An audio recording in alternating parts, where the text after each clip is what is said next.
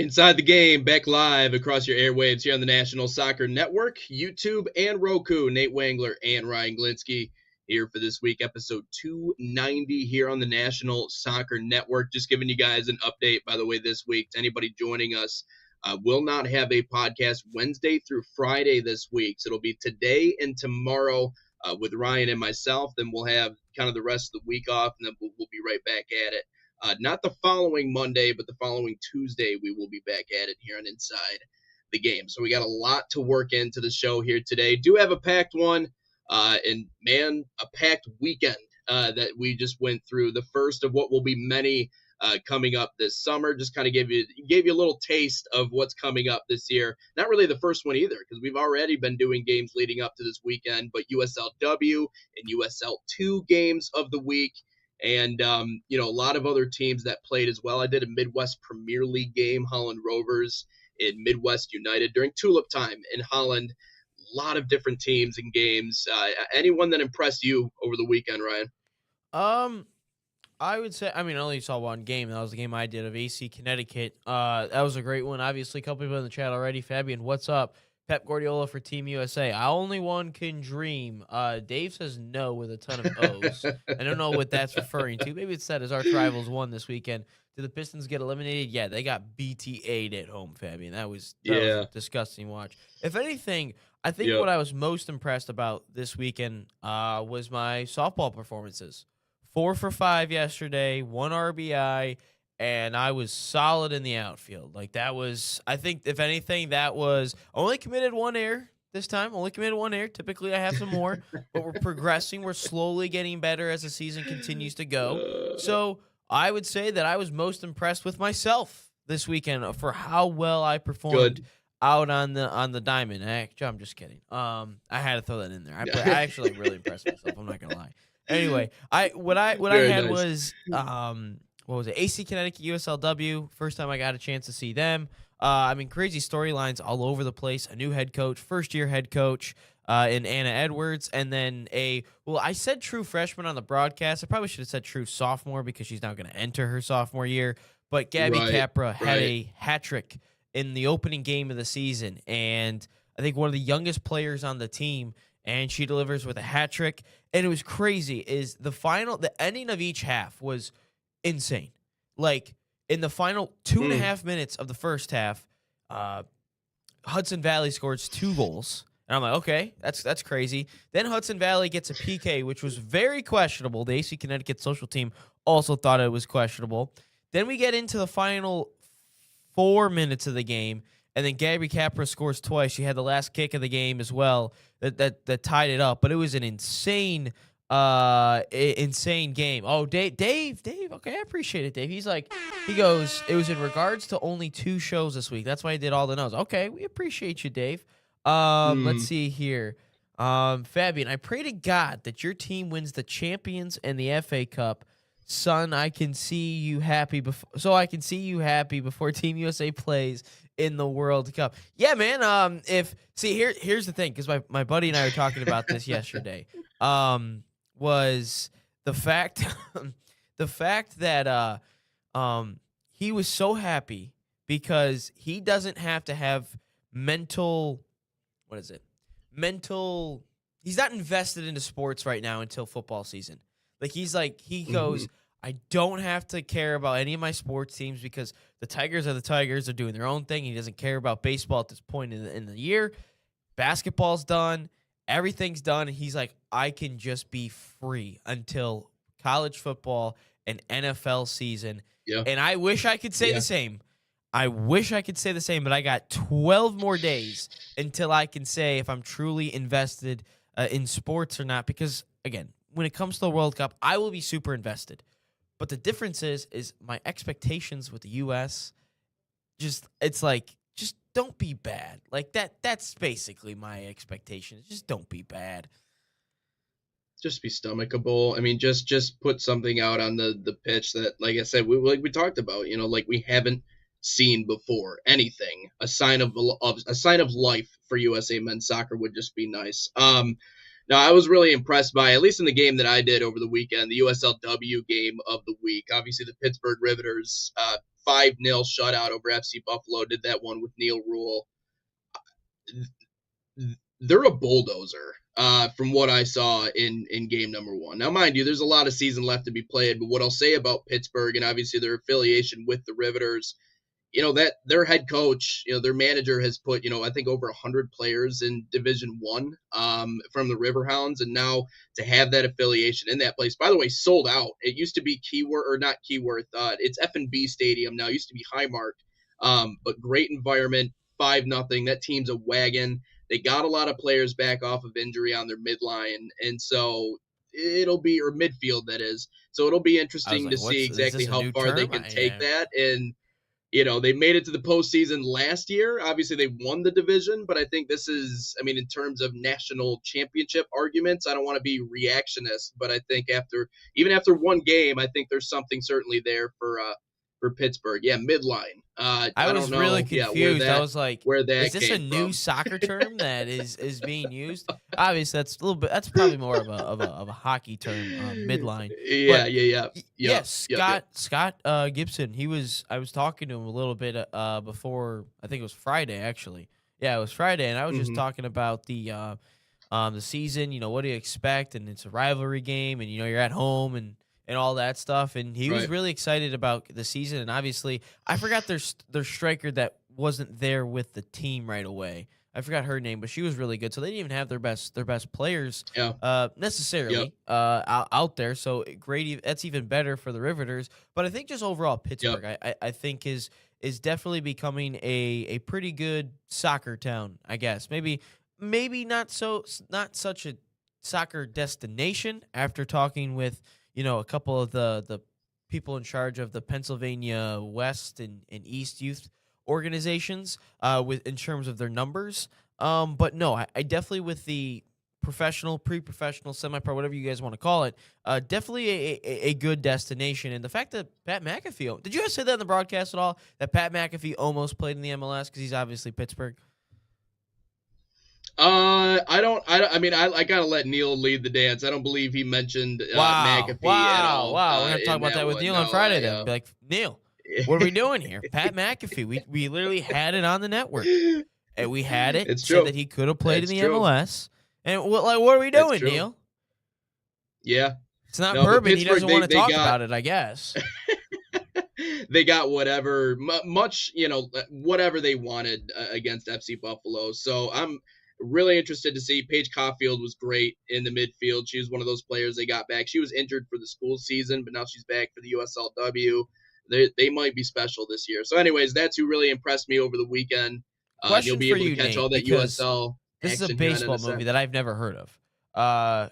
Fabian says he's referring to me here. He goes, "You remind me of that movie about the Boston Red Sox and Drew Barrymore. I think it is called Fever Pitch, but instead of the Red Sox, it's Arsenal." Are you familiar with that movie? Fever Pitch? Oh, no, this is not one that I have not seen this one. Wow. Wait, hold on. Is that a Jimmy Fallon? Wow, a Jimmy Fallon movie. No, I have never seen that movie. Interesting. All right, when did that come out? Now I'm curious. Early 2000s.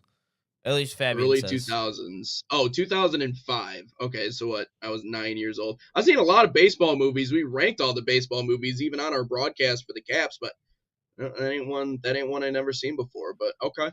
So now we got some homework. I got to eat White Castle, and I don't like Jimmy Fallon. You don't like Jimmy Fallon? No, really? I think he's a dweeb. All right. Yeah, I also heard that he's an asshole in real life. So I also don't like him for that either. But yeah, no, it's I'm not a big Jimmy Fallon guy. Are you a Jimmy Kimmel guy, or were you a Jimmy Kimmel guy? Not really talk show host guys. Conan O'Brien. No. Hey, actually, Ryan just hates everybody. No, Conan was it Conan O'Brien? Is that his name? Conan O'Brien. He does have some good skits though. He's done a couple good things with Ice Cube and Kevin Hart. I thought were really funny. Yeah. Who's the one guy that does carpool karaoke? The British guy. Oh, what's his face? Yeah. I can't remember his. I can't remember it. Yeah. But that I, guy, yeah, that guy's I pretty just good kind of too. like that he does the Ironic. carpool karaoke thing. And James Corden, and he also did a Oh yes. Okay. There James you go. Corden also did a segment with the Arsenal team back in when they did a tour here in California a couple years, like I think it was about a decade ago now. He also did one. That's how I found James Corden, because he did something with the Arsenal team, and I'm like, that's pretty cool. Never really watched them, but yeah, I don't really like talk shows, to be honest with you, Nate. Yeah. I don't know. I just find them a little bit forced. I find them a little bit like Yeah, no, hey man, I get it, and like it's tough to be on one 24/7 when you're recording it live. You know what I mean? Like it's a little bit different if you're talking about like a comedy act or something that's pre-recorded. It's fine, but I don't know. I think Jimmy's all right. Jimmy, obviously, he's a goofball. Like he's not everybody's like cup of tea. He reminds me a little bit like he's like a Jerry Seinfeld type. You know what I mean? that's Like if not you funny. like Then Jerry Seinfeld, you like that's Jerry not funny. Then Seinfeld. I don't really find it humorous. I mean, good actor, love Seinfeld. I mean, grew up on that with my dad, I but just I think don't, Jimmy Kimmel's cringy. you know, I find a lot of his stuff just weird. Like that's fair. his That's whole fair. thing, what he did with Stranger Things this year, the whole like music, but it was like they're talking about it. I was like, dude, this is cringy, dude. Like this is just weird, man. Yeah. It Yeah. is He is a little weird. He is a little out there for sure. yeah. Yeah. But Um, you wanna take a but break here? anyways, I've already like almost 15 minutes in. yeah, Let's take a break before we get into the MLS. let's do it. Let's do it. I'm all for it. FC Bayern Summer Soccer Camps. They are a proud sponsor of the National Soccer Network, fostering football excellence across North America, open to boys and girls of all skill levels. FC Bayern Munich camps deliver elite training inspired by FC Bayern Munich's world-class philosophy. Select your city and start a promising soccer path. Right now, save $30 on registration by using promo code BayernNSN30, and that's BayernNSN30, or scan the QR code on your screen. Learn more at fcbayernyouth.com.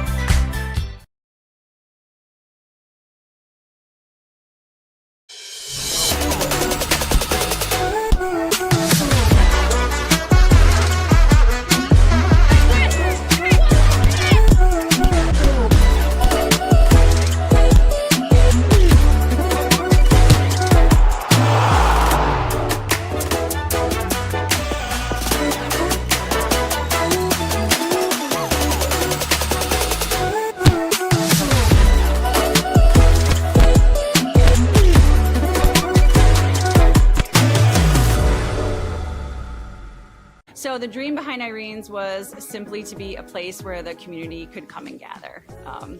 This is my hometown, we're raising our family here, and we just want to be a space where people can come together as a community and share a great meal. We've got golf simulators, we got pinball, live music, trivia nights, but we also have fresh, always homemade, locally sourced food, and we serve it with a sense of Gemütlichkeit. This is a German word that conveys a sense of warmth and coziness and belonging. We're excited to show off how we're growing and that this is the place to be. Welcome back to the place to be. Weekday mornings, 9 to 11 a.m. here on the Is it National though? Soccer Network. I mean, for me and for you, it certainly is. And Dave and Fabian, who just likes to rage bait the entire time, but it's okay. It's what makes our show great. I love it. I got no problem with it. So we got 4 people who are, this is the place to be. So we're trying to add to that here on the National Soccer Network.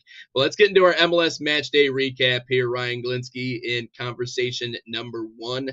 Messi continuing to do Messi things. 2 goal contributions yesterday. Hani Mukhtar was unbelievable. Had a hattie for Nashville and a couple of other things. But our breakdown here from the MLS this week. Yeah, it was again they actually played in the middle of the week. Obviously, I think we talked about that earlier in the week. So for a lot of these teams, second game of the week, but it really didn't disappoint in terms of the excitement of some of these games. So you can kind of see maybe a little bit of the scoring has dropped off in terms of total goals. But this one, FC Dallas and the San Jose Earthquake. San Jose, a little bit of a Cinderella coming into this year, currently now on a 2-game losing streak as FC Dallas turned that game around and win it 3-2. For FC Cincinnati and San Diego, which if you guys have not heard anything about this game, please go ahead and watch it. It is an exciting end. It almost had a finish like the Bills and Chiefs. What was it? San Diego scores in the 96th minute of this game. And guess what happened? Cincinnati goes down and then scores to tie it in the 98th minute, 3-3. So even when you thought the game was going to be over, no, it just continued to keep rolling as these teams continue to just trade blows rather. And I love this hashtag that they used for the game yesterday, MLS After Dark. Man, do I miss Pac-12 After Dark. Inter Miami versus the Portland Timbers. Finally, Inter Miami gets a victory at New Stadium, and Messi, man. We'll talk a little bit more about that goal, but he is just not human.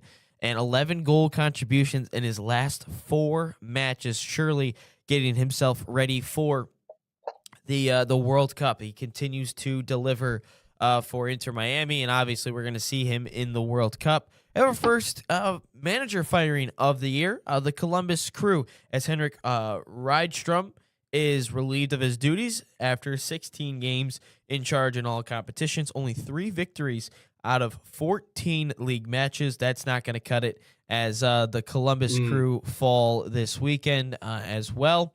To Philadelphia, which Philadelphia not a very good start to this year, but Sporting Kansas City, one of the worst teams, if not the worst. I think they are officially the worst team in the league. They actually get a victory. They get a victory this weekend, 2-1. Actually, their first win of the year. 7 losses, 1 draw. They've given up 28 goals, but they get a victory over Austin FC.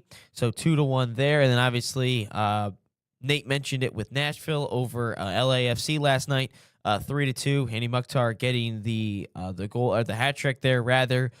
Xavier Gazzo continues to score goals for Real Salt Lake as he does it again this weekend as they beat the Colorado Rapids. But other than that, nothing too crazy as that is your MLS recap. Yeah, and you're right. That San Diego game was absolutely bonkers. Even from a third-party perspective, if you don't have a vested interest in any team in Major League Soccer, just go back and watch that match. That was absolutely insane. No, I mean, just key takeaways from me. I mean, Messi continues to do Messi things. You talk about scoring those 2 goals, but I mean, to be at his age moving around like he is, I know it's the MLS. I know we make it out to be a retirement league, and in a large part it is. I saw a comment on one of our videos over the weekend that actually kind of cracked me up. And like I say, I always like the clever comments. You know what I mean? Like, if you're going to troll, at least be clever about it. And he goes, MLS stands for my last season. And I'm like, that's kind of funny. That's a good one. I don't know if he came up with that or if he heard that from somewhere, but Messi's still moving, I mean, like water. It was impressive to see, obviously assisting on one and scoring on another. So Miami's still very much in good hands. But, you know, Nashville, they kind of match what Nashville is. You know, and Nashville used to be, the city itself used to be kind of like the hidden gem. Now everybody knows about it. Like, it's turned into Hollywood. You know, it's flashy, it's young, it's still country, obviously, because it's Nashville and it's Tennessee, and you're not going to get away from that. But I feel like they have a Major League Soccer franchise right now that kind of matches the energy and the image of what Nashville is. I mean, they're fun, they're fast, and Hani Mukhtar was unbelievable this weekend. 3 goals, I think, in that one, a Hattie, to win over LAFC. LA obviously put up a late push to try and get back and win that one, but yeah, Nashville's a fun team, and I think they kind of live up to the hype of that area. And you know, they've certainly built something for themselves, and obviously the fan base is good too. But they match the flashiness, the pizzazz, the popularity that Nashville has become in the American landscape. So I love that. Also, Chicago continues to really impress. Obviously, another shutout win for them. defensively, we've sung their praises on this show. And so to see them continue to step up in that way, are they the most talented group? No, I wouldn't say so, but they certainly work good together, and they're in that top four. So it's cool to see the fight from Chicago, but I'm looking at really, I mean, Nashville and Miami. I know I'm only talking about the one side of the coin in the MLS, but it's going to be fun to see those two fight it out to the finish line. Yeah, I would agree. You talked a little bit earlier, but Dave also mentions I also rage bait when it comes to a certain EPL club. I know exactly which one you're talking about, Dave.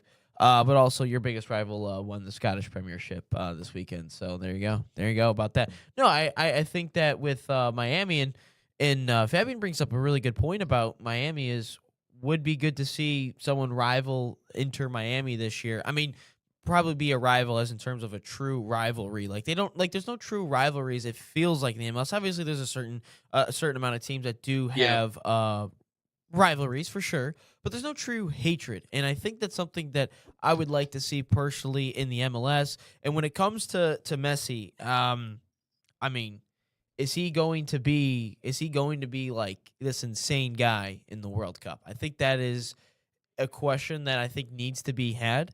And I think that that needs to be a question. Sorry. That was a comment that kind of sidetracked me there for a second. Yeah, no, that's a conversation that needs to be had. Is Messi going to be the guy yet again for Argentina, and is he going to produce at the World Cup? Is he going to be more like a Cristiano Ronaldo where he's sitting as a bench guy? Is he just kind of hanging out there and then he gets upset when he doesn't play? I don't think Messi's the type of player to do that. I think he will play a ton of minutes. But, being 4 years removed from the last World Cup where you just won it, I think this is now his third season. Third season with Inter Miami. He continues to deliver as of late. Obviously, we are still just under a month to go heading into the World Cup, but it feels like he might be turning it on at the right time, and there are just certain players across certain sports that just aren't human and can play forever. And the best part is they continue to deliver at an extremely high level. Like this isn't some Udonis Haslam type thing where he just spends his time on the bench. He plays till he's like 50, but he's just on the bench hanging out. No, he's out there. Messi, that is. He's out there. He continues to deliver. He's already won, I think, just about everything he could possibly win. Maybe not a U.S. Open Cup, I don't think he has, but he's got the MLS trophy. He's got a Champions League in there somewhere for, I think, CONCACAF as well. But, and someone, I was actually just reading a couple comments from the video I posted, and someone said, please pray for Ronaldo to win his last game of the Saudi Pro League. I think that there is something to be said about the El Nassr goalkeeper. There's a lot of questionable saves and miscues he has in big situations. I'm just saying maybe someone should probably look into that. I'm just saying there's a lot of sus things that this goalkeeper tends to do in cup finals and in big situations. Just kind of reading some things in between the lines, not saying anything, but I'm just saying. Maybe if you look at the compilation of this goalkeeper, I don't even know the guy's name, but it's like you should just look into it. You've been getting into the conspiracies a little bit more as of late. You know what I mean? It's okay. I respect you for it. We got to open up the conversation, be willing to talk about it. But I mean, I figure part of our Pistons conversation later is going to be the video you posted yesterday. Dude, I'm not gonna lie. I was so happy that video. I'm kind of glad they got BTA'd because I was so tired. And I'm glad that if they weren't going to lose that in that fashion so I could make the video and go to bed. That was like I was exhausted yesterday just delivering for my softball team so much. Like, I'm, tired, a little bit out of me, the energy's kind of gone, I'm kind of sluggish. And then I was like, you know what, dude, they just got killed. So, So maybe it could be true. Fabian, he's the Pete Rose of Saudi soccer, dude. I think so. I think the goalkeeper, it's Bento. It's this guy named Bento. He's a Brazilian. He's the goalkeeper.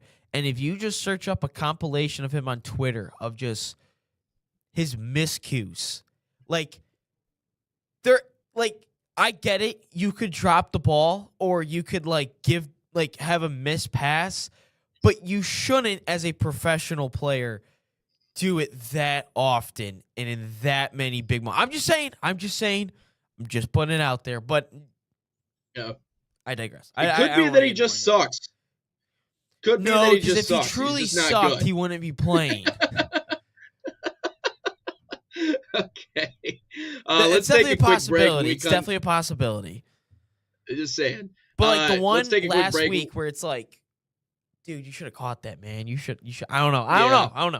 I didn't see it, but I'll cross-reference what you're saying, and I'll get back to you here with my takeaways. Let's take a quick break. When we come back, we got the biggest probably storyline, or a couple of the biggest storylines. The carousel is starting in the Premier League with a lot of these European sides. And Real Madrid leaving Man City. Yes, Chelsea appointing Xabi Alonso. We'll talk about both of those coming up on the other side here on Inside the Game. Experience the thrill of the game like never before with NSN's Game Rewind. Dive into full match commentaries enhanced with cutting-edge dynamic graphics, letting you relive the highs and lows of your favorite matches in astonishing detail. Whether it's a championship win or a legendary play, NSN Game Rewind bridges the past and future with a broadcast experience designed to captivate. Call 586-304-4405 and start watching today.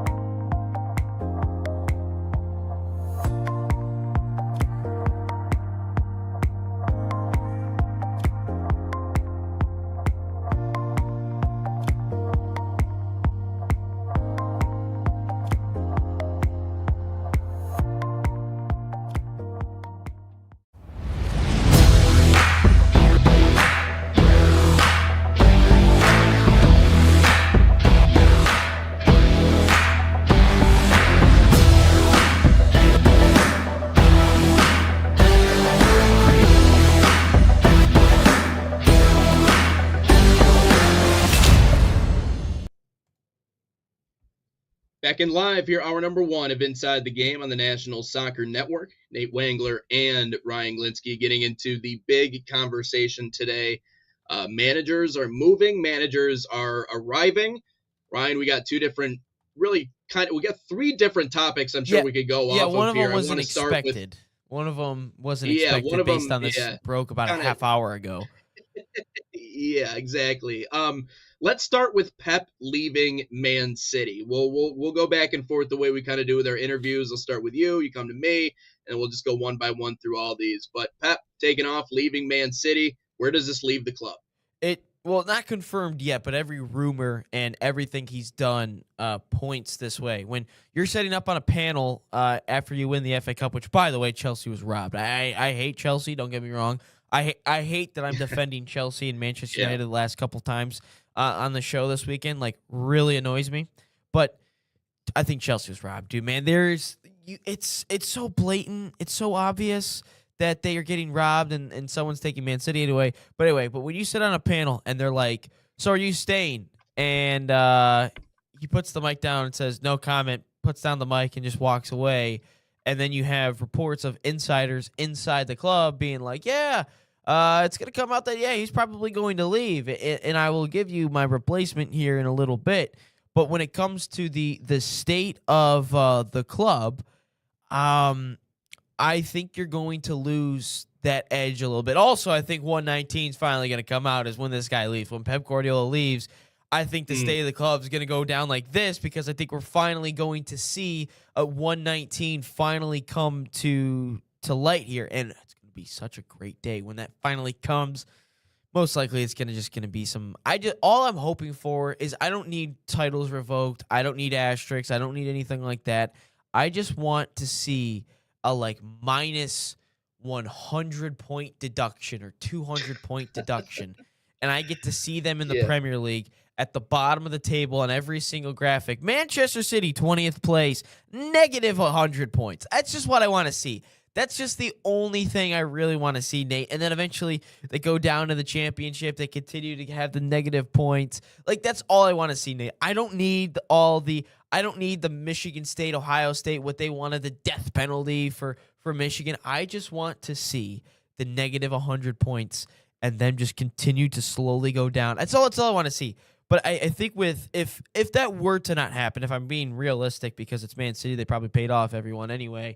When it comes to Man City, I think realistically, I think you might see a couple more players leave than normal because Pep Guardiola has been there since I was in high school. I think since 2016, or middle school rather, but 2016 when he got there, and obviously so much, being at the club and replacing a legend, a club legend manager, whether it's a coach. We've seen it all the time in American sports and in college sports as well. When a legend leaves, there's just that little bit of dip, and there's just certain little things that just might not go your way. Man City might finally not be getting all these VAR decisions. And they commit penalties. Maybe they'll actually be penalties for the other team. So I think with that, and I think this team is just lacking that little bit of quality, I think, from previous Manchester City teams. And you can't just spend all your money on all your issues to solve all your problems. I understand, money solves everything, right? But I think when it comes to this Man City team, they're just lacking a little bit of some quality in some big areas.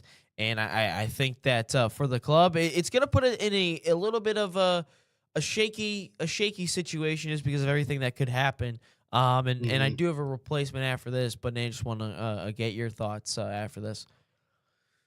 The question of continuation for Man City has everything to do with what happens with that, 119 you keep mentioning after Pep leaves. Sometimes when a manager who's known in a place or has won championships ends up leaving, it's almost like pulling the rug back. You finally get to see everything that's underneath, so it might happen. It might happen that way to Manchester City, but I saw the conversation about whether or not the success would continue for this club without Pep being there. It's the whole conversation about, I think about the NFL comparison, would the Pats have been as good without this person, without Brady? Would they have won as many? No, I mean, you need everyone in this combination to work together to build a dynasty. Dynasties don't just happen because of one or two people. Why is Golden State a dynasty? Well, they have the best front office in basketball. Why were the Chiefs a dynasty? They have the best front office in football. They're so good at, you get the best front office, which leads to a brilliant head coach, which leads to brilliant roster construction, and that's why you win championships. So it's not just about, for Man City, there are a lot of teams that go out and buy players. We see that all the time. But you need to be able to buy, and you also need to be able to develop. And I think the one thing that Pep was so good at Man City, to add on to a lot of different things, was his ability to develop at the same exact time. And so that doesn't just, you don't just turn that over to somebody new and you continue to dominate the way that you have. So I think on the pitch, there will be a setback, whether it's massive or otherwise, for Man City, where we get kind of interesting talking about the continuation of the dominance we've already seen. That really comes down to, does something happen with this front office? Does something get uncovered about maybe the stuff you've done behind the scenes to build this dynasty? Because I don't think any dynasty is ever clean. I think a lot of them will do anything they can to maintain the level of success they've had. And so does that be uncovered about Man City? I don't know. But what I will say is it's not as easy. City fans, I don't know if it's as easy to just say we're going to continue being what we were without Pep here. Because Pep's impact wasn't just, hey, what are we doing on the pitch? It's everything else around the club. It's all the other. It's the same reason why you're suspicious of Michael Carrick. And I understand it, right? Because a babysitter is one thing. Being a parent is different than being a babysitter. Being the babysitter, you know what your job is, you know what you have to do, but, the expectations are a lot different versus a parent. That's your kid every day, all day, everything that they, in terms of raising them, it all goes into it. So what happens to Man City once he goes, I don't know. But I also feel like Pep has a flair for the dramatic. I don't think he shies away from the dramatic. I think he likes the theatrics. I think he likes the spotlight. I think he enjoys the mystery behind whether or not he's leaving. Is he making it about himself? I have no idea. But that I just from what I've collected, and even just watching the documentary and seeing him in the locker or the dressing room that is talking to the guys, The clubhouse. he just seems like he in the clubhouse. Yeah, exactly. It seems like he has a knack for the dramatic, but who knows, man? I mean, it could go one way or the other. Certainly for Man City. It could, and that's why I say, like, I think the little things, the small things that typically help Man City, like in those little gray areas, the margins of the game, I think they'll struggle with. And I think that obviously what Pep Guardiola is going to do in the future and who will replace him, I think it's going to be Enzo Maresca that replaces him. I think that has already kind of been set in stone at least since January, and everyone has kind of been assuming that. And I would agree with that assessment, just because Maresca, I think, was kind of wrongly fired by Chelsea. Chelsea, I have no idea what this club does sometimes, and that was a stupid decision. You fired them when you guys were they were in the top 4, and then since then, I think they've had like one win since the month of March to now. It's been a horrible stretch from Chelsea, and they've been knocked out of every competition ever since then. And of course, this weekend being the most recent one. But I think Maresca, he's been a proven manager. I think he does. I think he can still create a good thing with Man City. He knows how to spend money, clearly, based on what he spent with Chelsea this past year.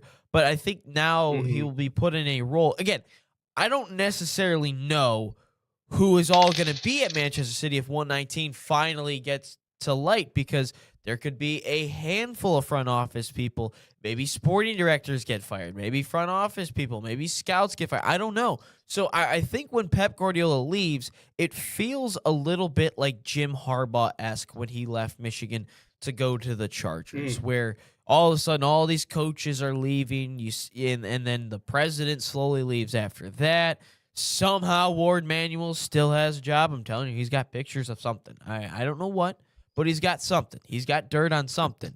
But it just feels like when it comes to with Pep leaving, that we will finally get everything to unravel, because you don't want to, if you're a league, this doesn't apply just to soccer, but you as a league, you can't get your cash cow pissed off.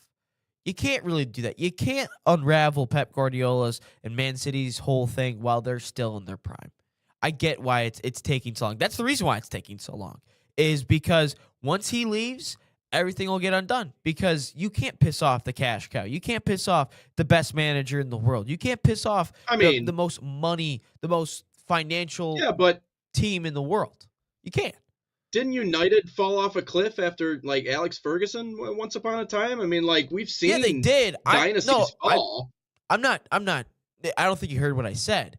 I'm saying from the league, they're not. I'm saying everything will be unraveled. Oh, the league's not gonna go. Oh, the league's not gonna go after. No, City, I wasn't talking about. I was talking about that at all. I was talking about why they didn't unravel 119 yet, because you don't want to piss off your cash cow. That's what I was getting at. No, I do think that there will be a drop off for sure.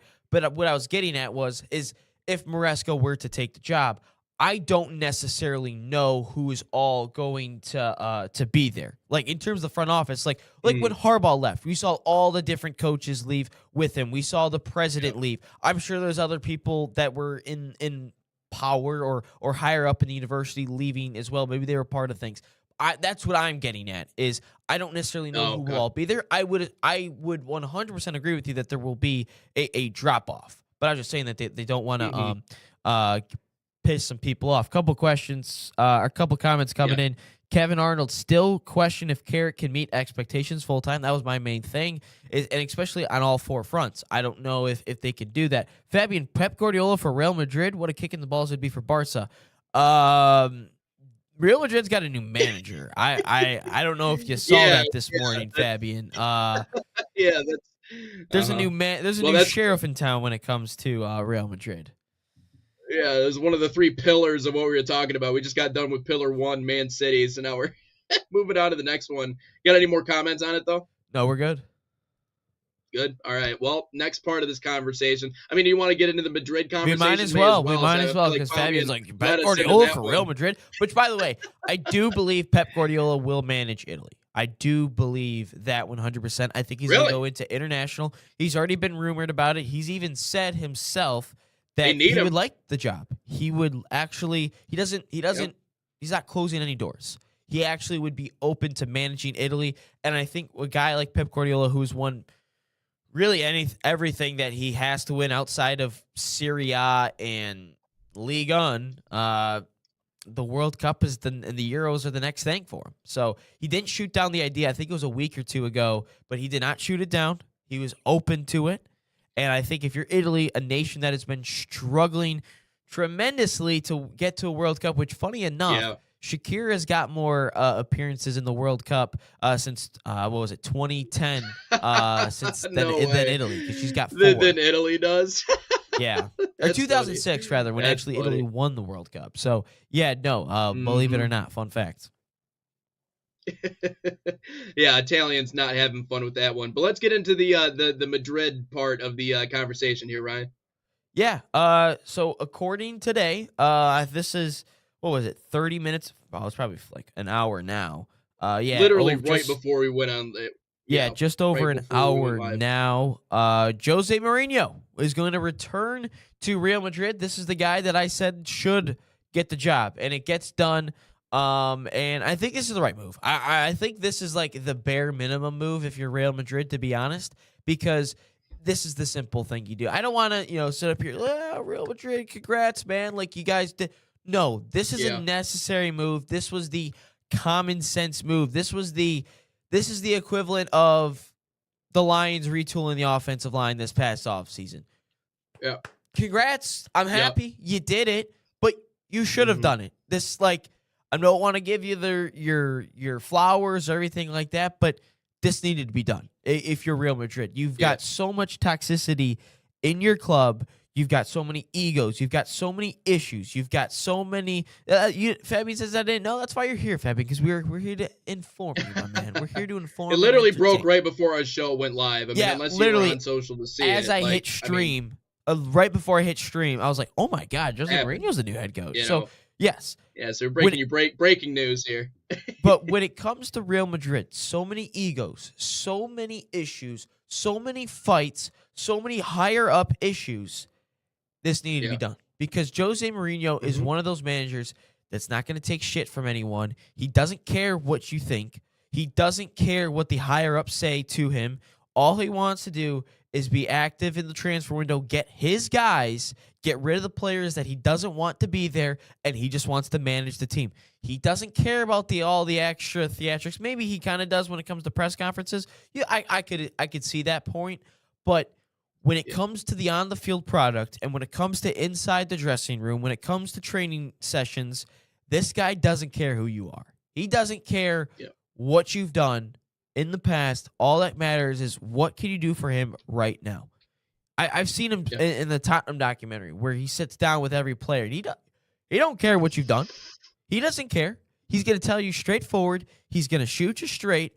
And when I'm sure that they'll have meetings with every player that he'll have before the World Cup, he's probably going to meet with every single player, and he'll find out whether he wants to sell you or keep you. Mbappe, that's an interesting situation, I think, because I don't necessarily. Fabian says, I watch your show and hardly don't leave while you're streaming. Appreciate you, Fabian. We appreciate anyone sticking around in the chat every single day and commenting and liking the show. Make sure to hit that like button if you haven't already. Subscribe if you haven't already. We're almost at 11,000 subscribers on the YouTube there. We're about 100 away. So shout out to all you guys. But you're right, Fabian. A team shakeup now. Who gets sold?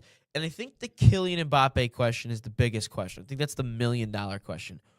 If you're Real Madrid, what do you do with Kylian Mbappe? We all know that 50 million whatever plus people don't want him there. But the issue is he has so much money. Who can afford him? And if you're Jose Mourinho, is it going to be like this when it comes to Mbappe? Or is it going to be a little bit Ronaldo-esque where it's going to be a little bit clear? I can get where players and coaches might hate each other a little bit. And I think that's if it's a healthy one. But I don't know if Mbappe is going to work this way because of all the managers he's had. Doesn't seem like a Jose Mourinho type. So I'm curious what they do in that situation. I don't know. Nick, put your thoughts in there, and I'll answer that question because I'm torn on it. I'm split. I think the answer to the question lies in does he respect him?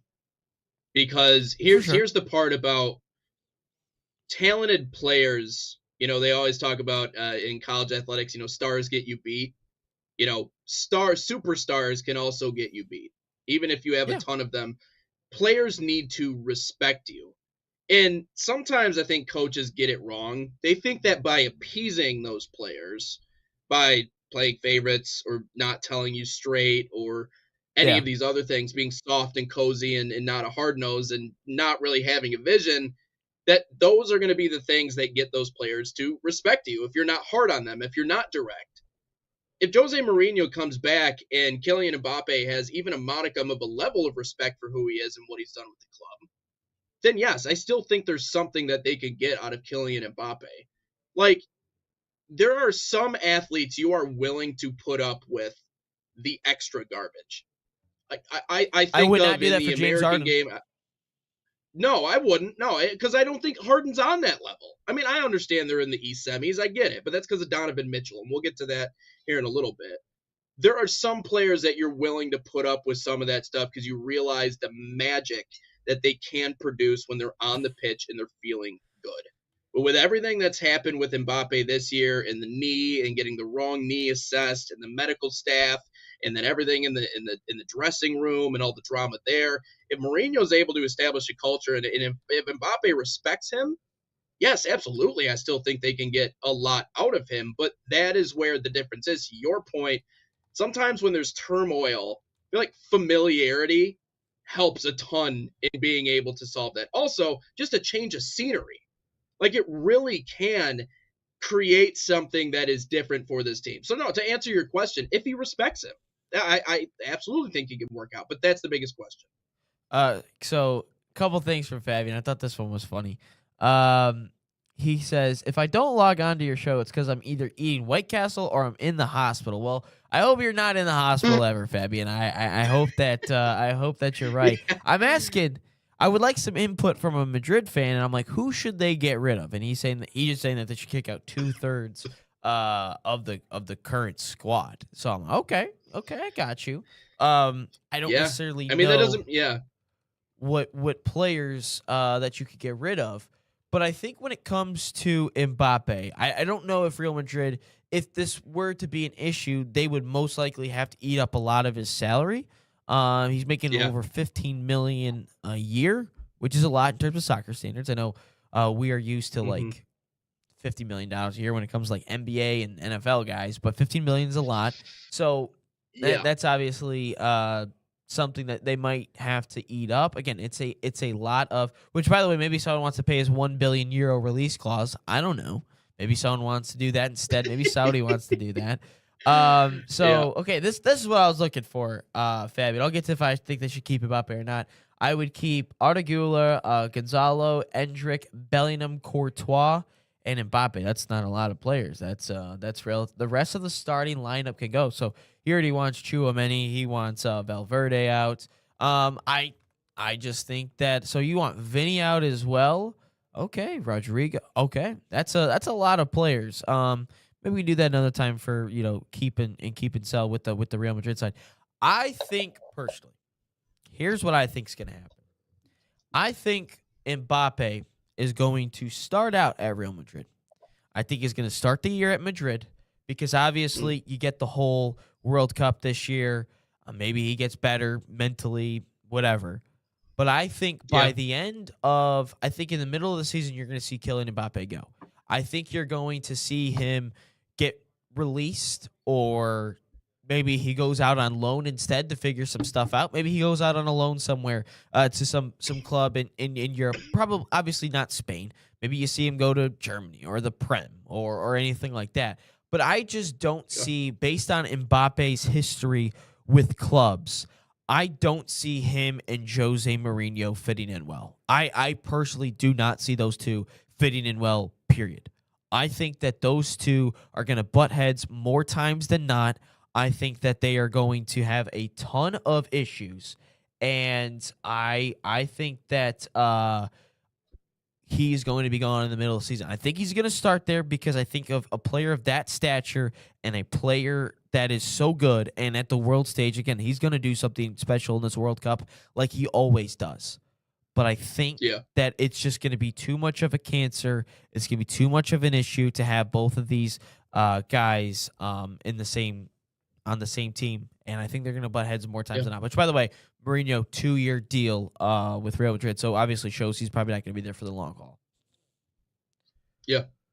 Yep. So, I mean, it's just an important thing to get right for that club. You have to get the Mbappe thing right. And even if it's not meant to be there, you can't botch it. You absolutely cannot botch it if you are those guys. Finally, Chelsea appoints Xabi Alonso as their new head man. I believe a 4-year deal was what I was saying. I don't remember the specific stipulations. I didn't see what he did. I thought it was kind of funny. 4-year deal till 2030. Takes effect. There we go. July 1st. I just find the timing of it all kind of funny, to be honest with you, Nate. Like, not even an hour or two after they lose the FA Cup, they're already announcing their new manager. I just found the timing a little bit odd. I think that Xabi Alonso is a fantastic manager. I think that if you are Dave, if you don't get a comment from me, I am probably doing work for once. Dave, we haven't even got your thoughts about the Scottish Premiership.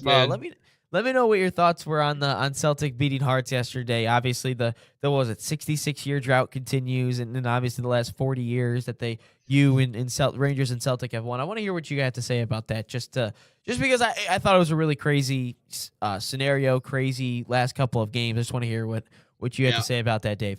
But I think with Xabi Alonso, I think he's a fantastic manager. You don't win the Bundesliga over Bayern Munich on accident. You just don't. Because Bayern Munich, speaking of Celtic Rangers, Bayern Munich has won, I think, every Bundesliga that I can imagine besides two. Dortmund won one with Klopp, and Bayer Leverkusen with Xabi Alonso. And we saw what Jurgen Klopp did in the Premier League. We saw that with Liverpool and how well he was.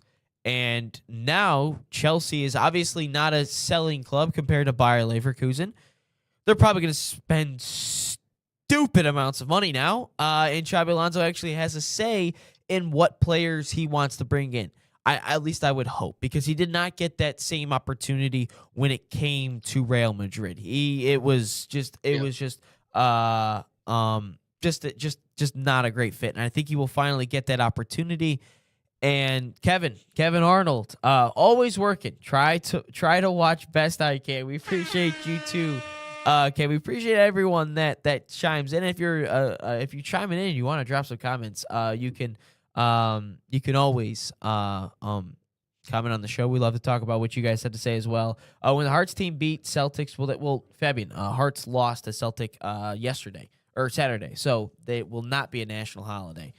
But I think Alonso's a fantastic manager. I think Liverpool missed out. But I think tremendously they missed out, because I don't think when you have the captain of the club, Mo Salah, who is maybe not the captain of the club, but the best player of the club, maybe the club's history, basically coming out in his retirement party and basically is hinting that this dude needs to go 2 games left into the season, you might have some issues. And Alonso's a former player too from Liverpool, so. Yeah, I mean, I think the point of, managing a super club that's filled with massive egos is, again, just to circle back on what we said earlier, like sometimes it just doesn't, the personalities don't mesh, they don't blend, and, for whatever reason, it just doesn't work out for you. Does it mean he's not a great manager? No, absolutely. I think he knows how to win, and that's why I think a place like Chelsea is going to be a much better fit for him. Not to say they're not a big club, and not to say they don't have big egos or spend money. They do, most certainly. But it's not nearly as toxic of an environment as the one in which he came from. And so that's where I think, for him getting a fresh start. it just didn't work out. It didn't work out. And sometimes you see great coaches go to bad situations, and that's just how it works. So that is the final pillar of the 3 pillars of the coaching changes. Obviously, we'll continue to cover those as we go. Let's take a break, Ryan. When we come back, Chris Richards ended up twisting up his ankle yesterday. It is getting scary out here with the injuries. I don't like this. Obviously, Pulisic was okay. Chris Richards, we just talked about Johnny Cardoso, not looking great. But let's talk about Barca Academy first. We'll talk about that on the other side. They are a proud sponsor of the National Soccer Network and the official academy of FC Barcelona in the United States. Designed for boys and girls ages 6 to 18, Barca Academy camps follow and replicate the FC Barcelona game model. Same philosophy used by Barca's professional coaching staff. Right now, you can save $30 on registration by using promo code FCB30. Again, that's FCB30, or scan the QR code on your screen. Find a camp near you at fcbarcelona.us/camps.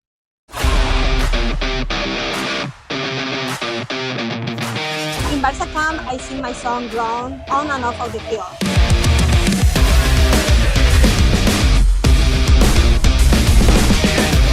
Don't miss the time to register. Sign up now for Barca camp.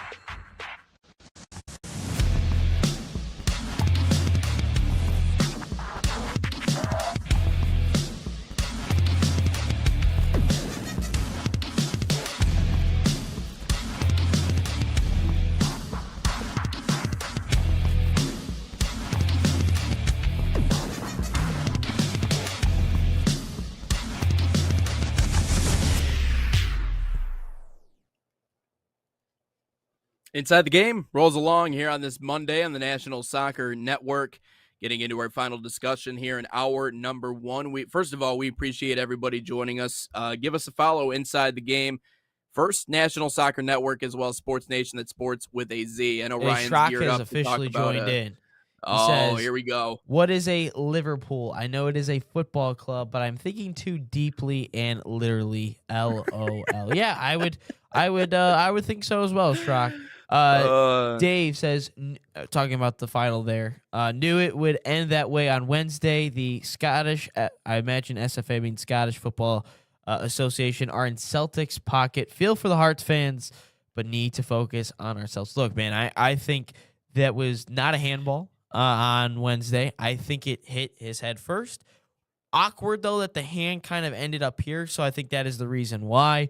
And I think that I didn't see the highlights fully of that VAR goal, but it looked interesting towards the end there. It looked offsides, but yeah, no, I'd agree with basically Celtics got to be Manchester United or Manchester City, something like that. That's what I would say. Yeah, yeah. I don't know.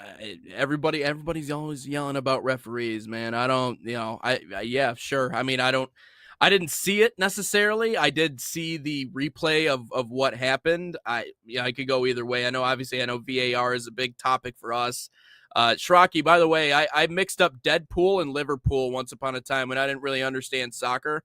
I didn't know what the difference was. I didn't know if Liverpool was the superhero or if that was Deadpool. So I was never really quite sure. But I've learned now exactly what the difference is. But any more comments in there before we get to the Chris Richards topic? Dave just says he. That's about it. All right. Okay. All right. But anyways, yesterday, some real concern as it pertains to one of the key players for the U.S. men's national team going into the 2026 World Cup, which is literally feels like tomorrow. The star hurt his ankle less than a month before the World Cup was set to begin. Today. It definitely feels like the World Cup's right around the corner. Yeah, but in a 2-2 draw, Crystal Palace's 2-2 draw with Brentford yesterday, he had to be carried off the field without his left foot The final window in West London. It was a collision in the 77th minute. Twisted up, landed on.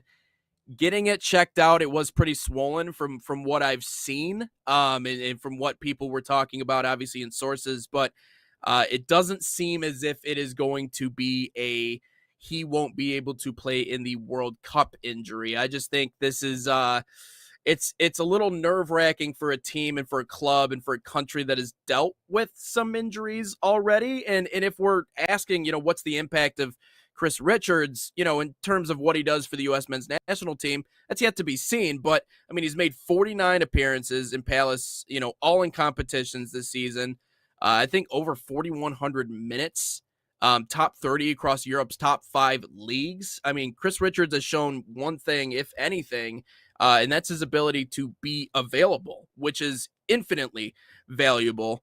So he's been very competitive. I think he's been stout. He's been great in his position over at Palace. And so the injury is a little bit concerning. However, I don't know if there's really anything you can do to cast out those concerns this close to the World Cup. We're just going to have some players that aren't playing at 100%. I don't think we're going to get Christian Pulisic at 100%. Are we going to get everything he has to offer? I would hope so. It's the World Cup. Chris Richards, a nagging ankle sprain. I've always said this. Sprains hurt worse than breaks a lot of times. Sprains are the worst because sprains they never really go away and they're always nagging, especially in the ankle. Can't say I I've hope had he one. starts to feel better, but we never had a sprain. Really, consider yourself lucky, man. Ankle sprains suck.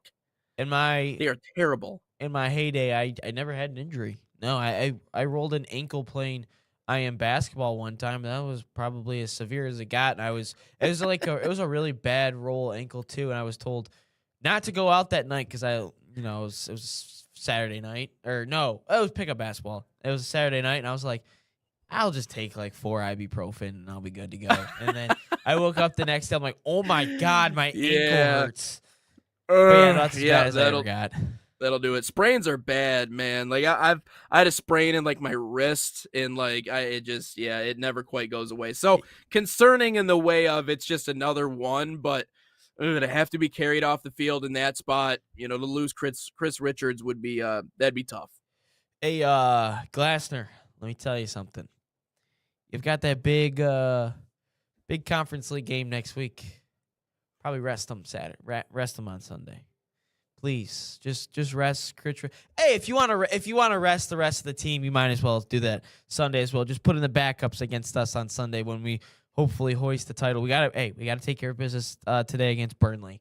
We just take Nate, I'm so close. I'm so close. I'm so close to getting just this monkey off my back for my entire life. But hey, Glasner, just find Chris Richards. Hey, you tell him, hey man, we're gonna rest you this Sunday. You don't have to play in the game. It's a meaningless game for us. We're 15th in the league. It's meaningless. Yeah. We need to win Conference League. I'm gonna rest the starters. Just do that, please, Glasner. That would be so awesome. Anyway, no, Chris Richards situation. I think that this is again. Brendan Aronson was injured as well this weekend. I was just reading about. Hopefully he's all right to go. But both managers hearing from Fark and Glasner. It seems to be kind of minor injuries. I think both those players will be good to go. But it just feels like, Nate, if there is a position group or a position on the field that we can't afford to lose, honestly, if this is the most important, honestly, hold on. Let's retract what I had to say there. Chris Richards is the most important player on this team. Because if we were to lose Chris Richards, we have no center backs. We legitimately have zero. Cameron Carter-Vickers is still hurt. He plays for Celtic. Shout out to him winning a trophy. Yeah. Tim Ream, I don't want to see him start. I want him on the roster. I don't want him starting. Mark McKenzie, Noah Kai Banks doesn't want to play, but apparently we've been in contact with them and he wants to. I don't know. But Chris Richards, if we were to lose Christian Pulisic, you still have Weah. You still have a Tillman. And Pulisic would hurt. But if we were to lose Chris Richards, he's not the best player on our team, but he's the most important player on this U.S. men's national team because without him, We don't have a true center back. And I talk about it just about every single broadcast, that the spine of the team is the most important position group on any positions on any soccer team. That's the center backs, the goalkeeper, the CDMs, the center attacking mids, and the strikers. It's almost like the line of scrimmage, Nate, when it comes to football. If you have a proper spine of the team, you're going to be in just about every single game. It's like the line of scrimmage. You might not have the skilled players, but if you have an offensive line and a defensive line, you're going to be in the game. Most likely, unless some crazy stuff happened, but you're most likely going to be in the game. And without Chris Richards, if he's not fit, I can officially say, well, that was fun, guys. 2030, maybe, hopefully. Yeah. You're losing your backbone if you lose Chris Richards, but it almost has a helpless feeling to it. As a U.S. men's national team fan, as someone who wants to see them do something they've never done before in this tournament coming up, to know that he's probably going to play on Sunday. I know our hopes is that he's not going to be out there, and I really hope that he wouldn't re-aggravate it. But you're right. No, he is the backbone. I mean, he is, and not only that, but you go back to what he did during the summer. Like, he's been there the whole time for Mauricio Pochettino in these recent windows, every step of the way, even when nobody wanted to be there. I mean, like, he's a heart and soul player, but has a little bit more to offer in terms of on the field, on the pitch stuff, as opposed to like a Diego Luna. All love in the world for Diego. However, Chris Richards is the backbone. You're right. You're 100% correct. And so you can't not have him on the pitch. Without him out there, I genuinely, like, again, I'm not trying to make Chris Richards to make out him to be like Maldini or Puel and PK. No, that's not what I'm saying.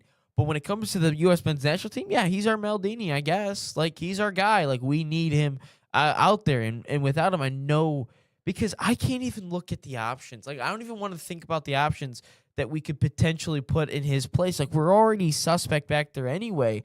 And with Matt Freese, I mean, dude, I don't want to live in a world where we're putting Tim Ream, Mark McKenzie, and Miles Robinson out there as our back three.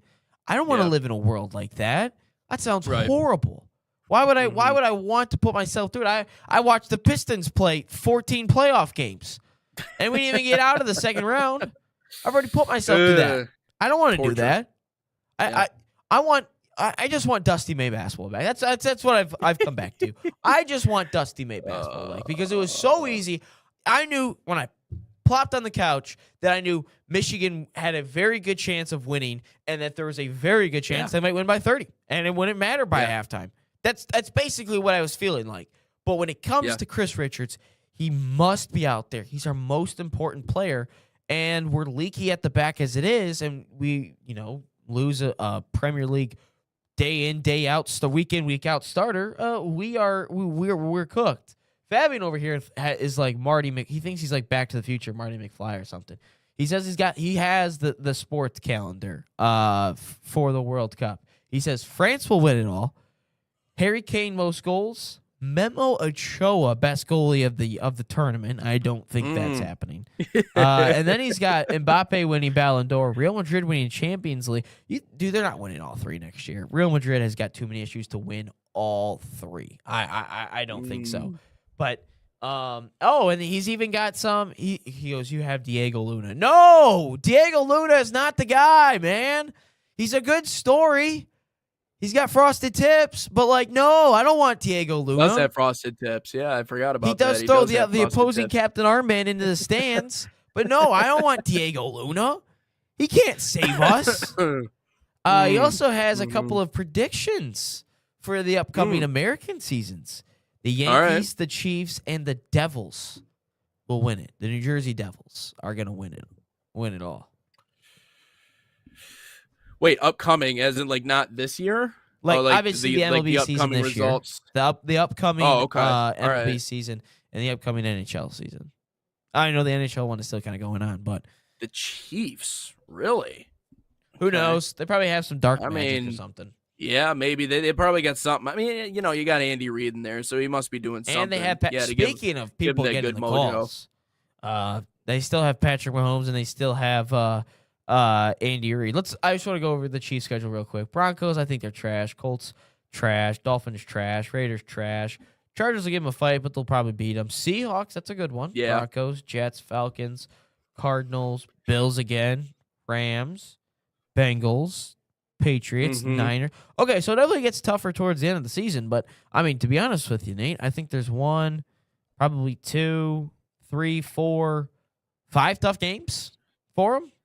Yeah. I mean, maybe throw the Chargers in there not for another not one. too bad. Yeah, there's Yeah. probably 6, 7, dare I say? Okay, now I know Fabian's really lost cabin pressure. Penn State to win the national championship in football. All right, we've lost all cabin pressure. If James Franklin can't get it done at Penn State, I don't think Matt Campbell's going to get it done at Penn State. I like Matt Campbell as a head coach, and I wanted him to be the head coach after the 2020 COVID season for Michigan, but I think he's a good coach, but I don't see him winning a national championship. So, man. I also don't like Penn State, so I don't really want. That's the thing is, I don't really like any Big Ten school out there. I really think most of them. I guess Northwestern. I guess I kind of like North. Actually, no, I don't. I don't like Northwestern because of Martinelli, because he was a douchebag. He was a douchebag when Michigan played him this year. Dude, you're 8-20. I don't think you can talk junk to the number 1 team in the country, Martinelli, and the students of Northwestern. I don't think you can talk junk to Daimara. It's about to be a lottery pick. Yeah. You guys are douchebags. Exactly. If Indiana can do it, they can't. No. Indiana's got Matt Campbell though. Indiana. Matt Campbell. Penn State has a history. See, the difference is Indiana had no expectations. Penn State has expectations, and we've seen them for 30 plus years, where they just kind of get there and then, bleh. It's like Tom Izzo when it comes to the Final Four or Arsenal. That like too. Arsenal. Arsenal's another very valid big brand. Arsenal's a very brand, valid win a one. lot. But damn it, we're winning it this year. Damn it. So is Penn State. Let's take a break. We'll be right back. Next thing you know, he's going to say about, Michigan State's going to win the college basketball netty. You sure about that? You sure about that? You sure about that? You sure about that? I didn't know he's a Carolina Hurricanes fan in the NHL. Oh, you're a Canes fan, huh? All right, dude. Well, their AHL affiliate is playing the Griffins right now. Fabian in the playoffs. Fabian is like, it's like that one kid in high school that is like has like the most random fan allegiances. Like, he's a Yankees fan. He's a Carolina Hurricanes fan. I don't know his NBA team, but it's probably like the Heat or something. And then I feel like he likes the Chiefs, but like, and then he's a Real Madrid fan and he's a Flamingo fan. So like, next thing you know, he's gonna say he's like a Rutgers college football fan, and then he's also like a government agent. So like, this man's living an interesting life. That's why I said, I mean, anything that he says, I just kind of take with a grain of salt over here. I'm like, I don't really know where he's going with it. And I'm not calling Fabian this, but you were talking about college basketball, Duke. NFL schedule release videos last week, and it was interesting because I did watch the Denver one. Oh, he's a Knicks fan too. Oh, the my part God. where they talked about the Chiefs and the whole bandwagon thing, that joke. That was pretty damn good. So credit to the Broncos on the schedule release thing. But what did you say? What was that last part? First off, Kevin says, don't forget about the Ohio State too. Well, one sport university. Sorry, I forgot. They're like cold at fencing. I forgot they're really good at fencing. I remember Kevin saying that. I think it's tennis and fencing were the sports that they're like insane at. I can't say I pay attention to that. But Fabian he's a Yankees fan, obviously. He's a Miami Hurricanes fan, a Knicks fan, and I guess they're kind of all over the place. The Giants, and then obviously Real Madrid, Flamingo. I don't know what this man. He's got some crazy teams he supports. He's for all sure. over the map. Got all over the map. Certainly seems like it. Let's take a break, Ryan. When we come back, we'll get into the all sports content here on the other side and inside the game. We'll also get to more of those comments. Appreciate you guys watching along. Man City Soccer Camps are a proud sponsor of the National Soccer Network, bringing world-class training inspired by Man City's global football philosophy to players across the United States. Open to boys and girls of all skill levels, these camps focus on technical development, decision-making, and playing the game the City way. Right now, you can save $30 on registration by using promo code MCNSN30. Again, that's MCNSN30, or scan the QR code on your screen. Find a camp near you at usacamps.mancity.com.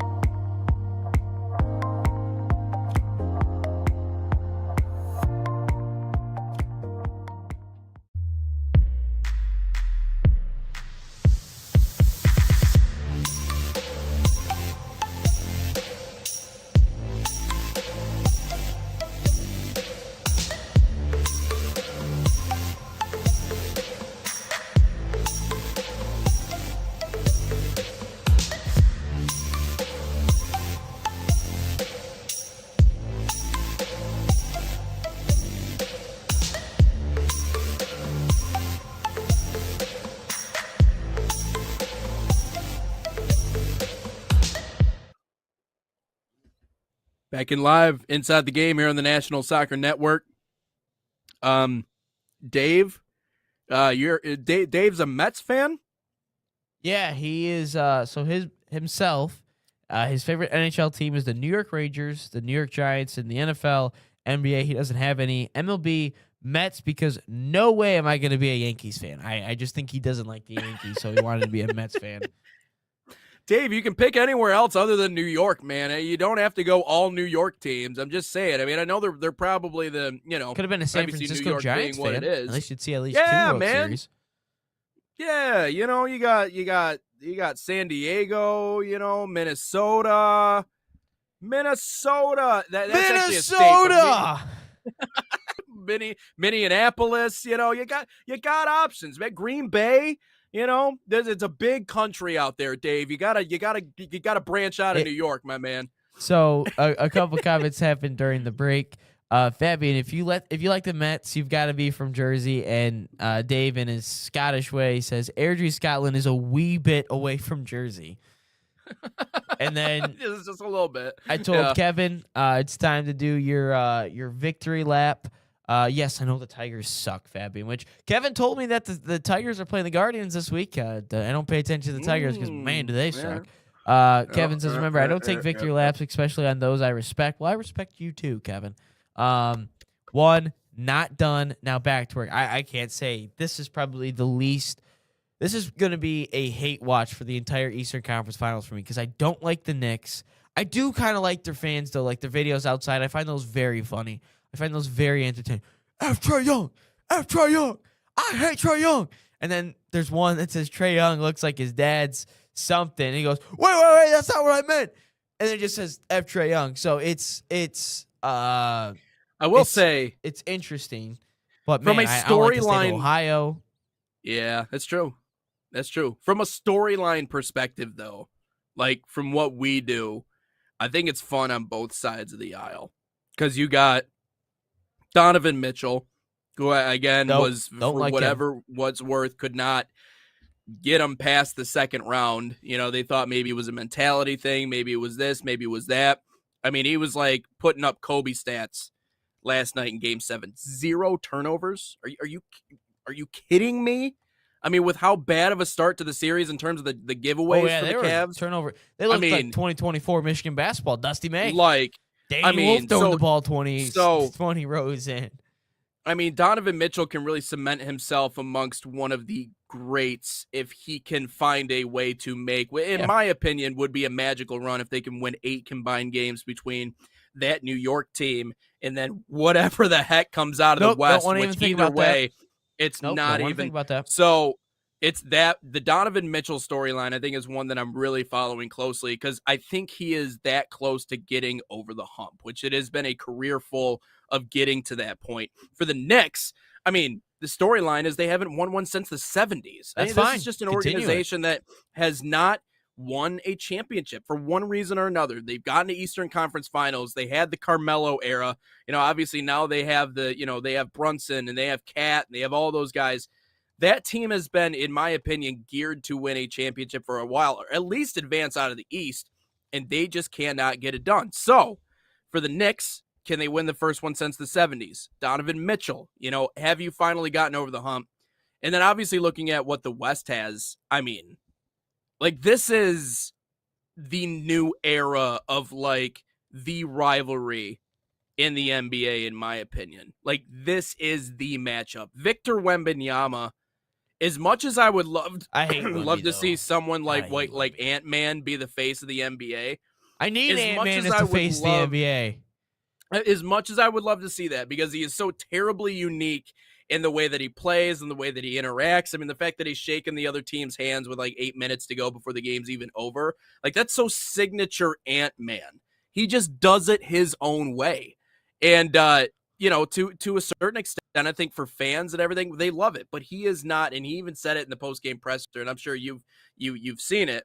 The NBA has Victor Wembanyama. He is the face of this league, and he's going to be the face of this league once LeBron obviously ultimately ends up deciding to ride off into the sunset whenever that happens. So you have the best player in the league on a team like San Antonio going up against Oklahoma City, who, again, as much as we want to hate about the foul baiting and all those other things, SGA has back-to-back MVPs. And again, no one has done better at tanking and then turning around and constructing a roster that will carry them for the foreseeable future than OKC. As much as we hate to say it, OKC is the standard. They are the standard right now. And so how do you beat the standard? Does the alien looking Frenchman end up beating the standard? And so, it's tough because I look at the Western Conference and I'm like, this is the NBA Finals. Like these two teams playing each other is the NBA Finals. But no, man, from a storyline perspective, I think this is going to be a fun Eastern and Western Conference Finals, and obviously what we'll see in the NBA too. I think there's a ton surrounding these two matchups. Yeah, I think you're right in terms of the matchups. I think when it comes to, well, first off, I think the Cavs are going to get blown out in game one. Them having to travel and they just played 2 back-to-back game 7s. I do think they'll probably get blown out in game 1, and I think the Knicks rest has to come into play a little bit. I think with them, getting OG Anunoby fully healthy back is massive. I also really just don't want to see either of those two teams win. How many titles does OKC have? They just have one. They could, if they win this one, they'll go back to back. And in their history, they only have one title. They should have more based on having Russ, KD, and James Harden all on the same team. Serge Ibaka, I thought, was a solid player.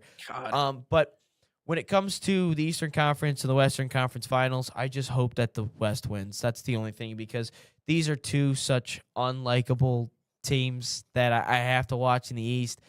Not that I absolutely despise the Cavs or whatever. I just don't want the state of Ohio to win. That's my simple thing. I just don't want the state of Ohio to win anything. Period. That's really about it. But I don't like the Knicks because I really like this whole narrative that they haven't won anything since the 60s.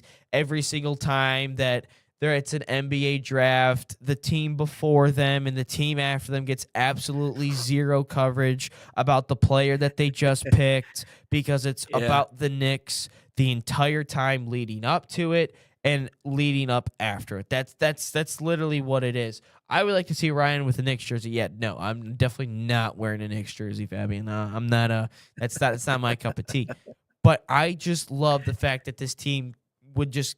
I love that this franchise just continues to lose, and I hope that continues again. So I'm a successful hate watch. I'm just a massive hate watch for this entire Eastern Conference Finals.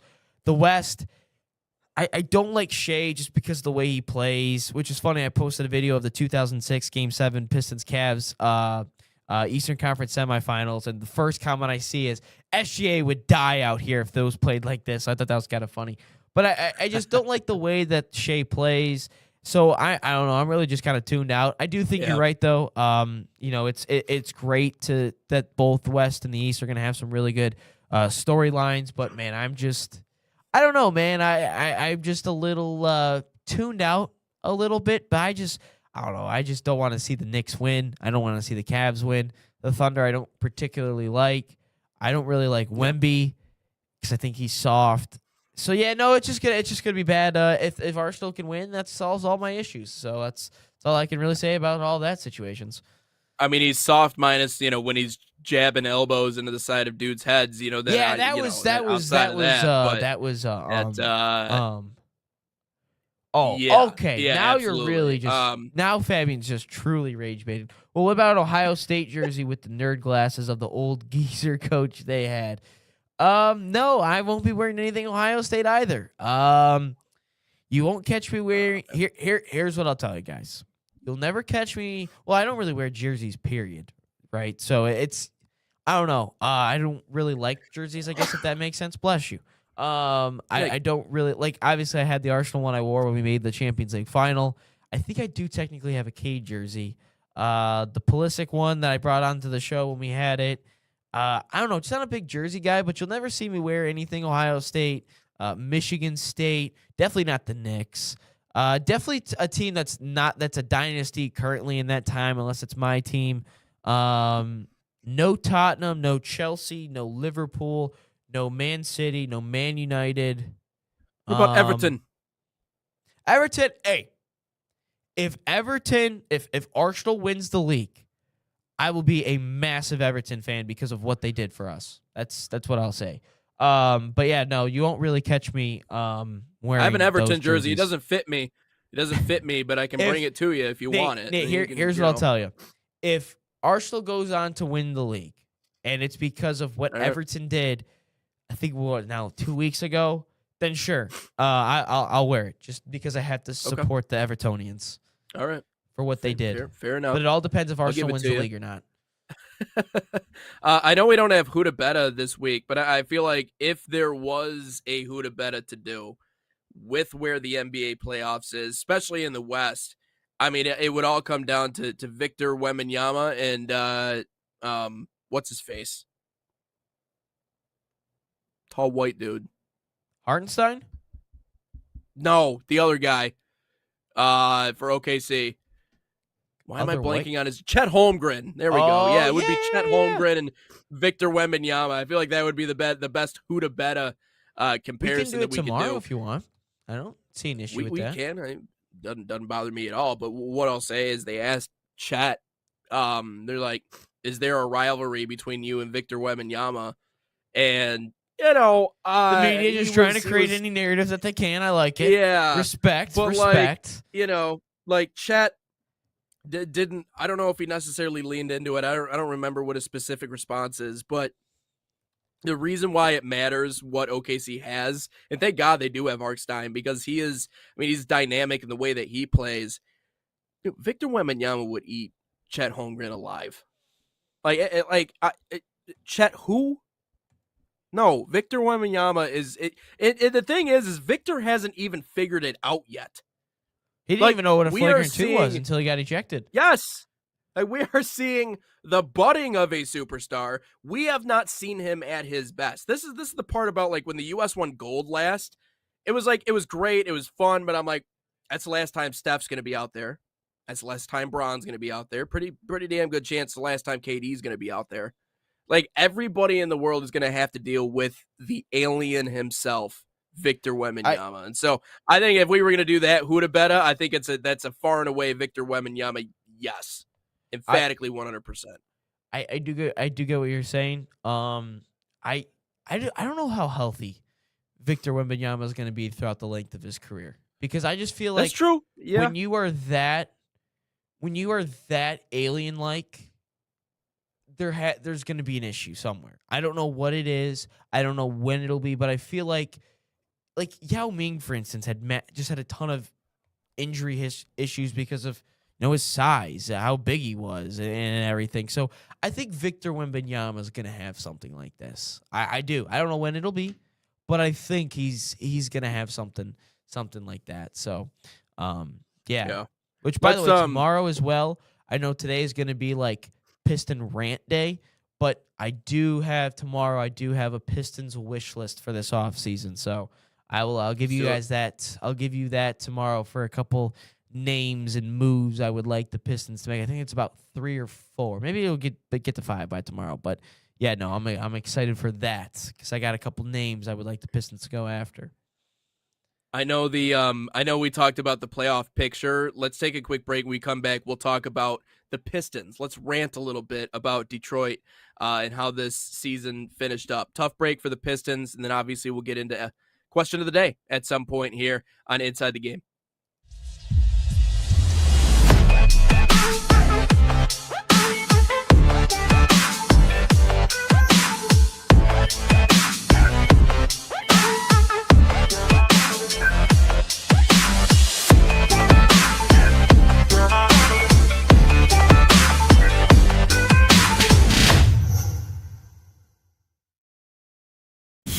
Experience the thrill of the game like never before with NSN's Game Rewind.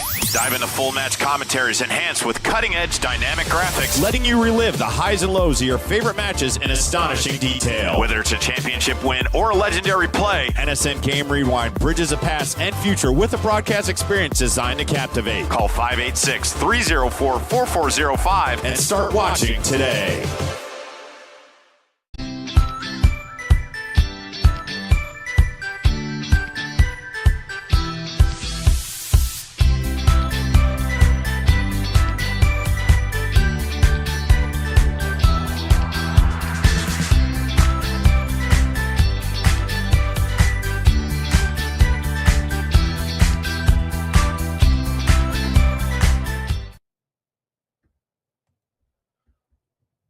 Welcome back Inside the Game here on the National Soccer Network, 290.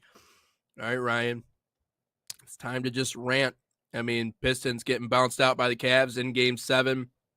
I mean, I don't know if you're going to be watching any more NBA games the rest of the way. I feel like you need an excuse to tune in and watch.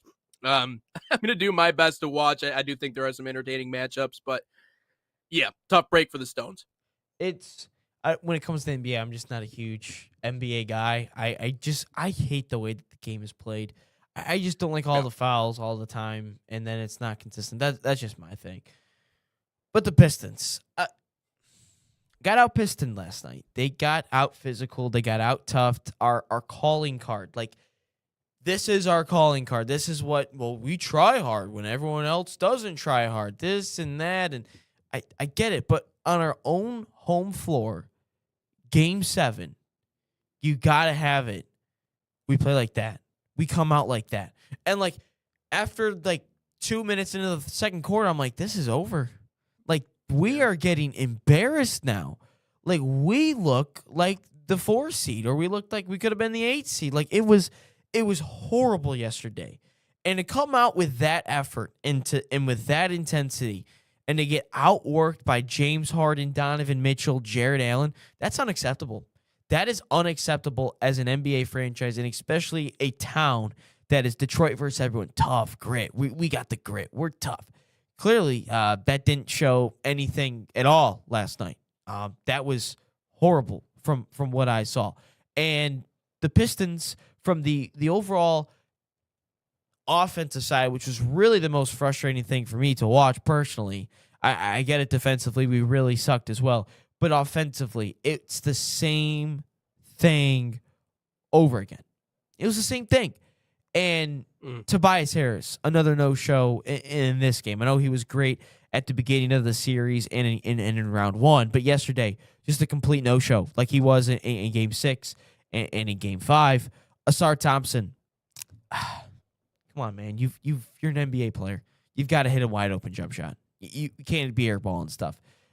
Cade, everyone's probably going to harp on turnovers. He had 3 turnovers in 37 minutes. That's really nothing I can harp on. He has a turnover every 12 and a half minutes. It was the same thing. I forget which game it was. I think it was Game 5. He played the whole game. He had 6 turnovers. You're going to have 6 turnovers. It's not that big of an issue for me.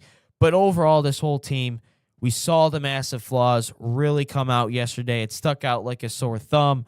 Even our savior, Paul Reed, couldn't save us yesterday. But I'm just embarrassed with how they played yesterday. It was a disappointment yesterday. It was ugly offensively when Cade is driving to the basket, and the Cavs, when you're playing the Pistons, all you got to do is just clog the lane because they can't hit outside shots. Duncan Robinson's the only one you've got to really worry about, but when it comes to the Pistons, you don't really have to worry about a ton offensively, and it was horrible to watch. And I am just glad now that this basketball season is over because it was a hard watch to watch these guys. It was disgusting. And yesterday, from everything to JB's rotations to Cade Cunningham to Jalen Duren, it was just unacceptable yesterday. A piss poor effort from the Detroit Pistons. I expected way more yesterday. I expected a fight. I expected a victory yesterday as well because Game 7 on your home floor, you should win that. That's unacceptable yesterday what the Pistons did. Unacceptable what JB Bickerstaff was talking about in the post-game press conference. Not saying the season was a disappointment. Dude, you're a 1 seed. You were a 1 seed, and you didn't get out of the second round. And you're up 2-0 in the second round, mind you. You're up 2-0 at home. And you're up home in Game 7. Just disgusting what the Pistons did yesterday. I was just glad that I was able to make the video earlier than normal and go to bed because that was disgusting yesterday, and I'm glad I don't have to watch it again. Is it fair to say that Game 7, at least for me, didn't have nearly as much hype around it as I would normally feel like in a Game 7 situation? Because even if we somehow are able to squeeze past Donovan Mitchell and James Harden and a dynamic Evan Mobley and a dynamic Jared Allen, and we're somehow just able to scrap and claw and fight our way through that series and we run into the Knicks. I mean, outside of just saying that we got to the Eastern Conference Finals, I mean, they are would have been an accomplishment for sure. To borrow a great line, they are who we said they are. They have lived up to all. Actually, they surpassed my expectations. I didn't think they would get past Orlando. To do it once is one thing. To try and do it a second time is a completely different conversation. That's next to impossible. And so, I don't really like talking about. I mean, everybody always likes saying like effort and energy. And listen, I mean, they tried. They just sucked. Like that's just what it was. They sucked last night. And I mean, there's a few different things going into the offseason, the postseason that we can talk about. I know you want to save your wish list for a little bit later. But you have to find better shooting. You absolutely cannot pay Jalen Duren. He is going to be more of a weight, more of an anchor to this team's success, and not in a good way, but in getting this team to go the opposite direction. You absolutely cannot pay the guy.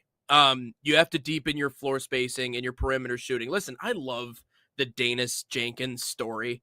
Okay, he might be one of the best two-way NBA signings that we've ever seen, certainly from this organization. But I mean, you can really talk across the NBA. He's done great.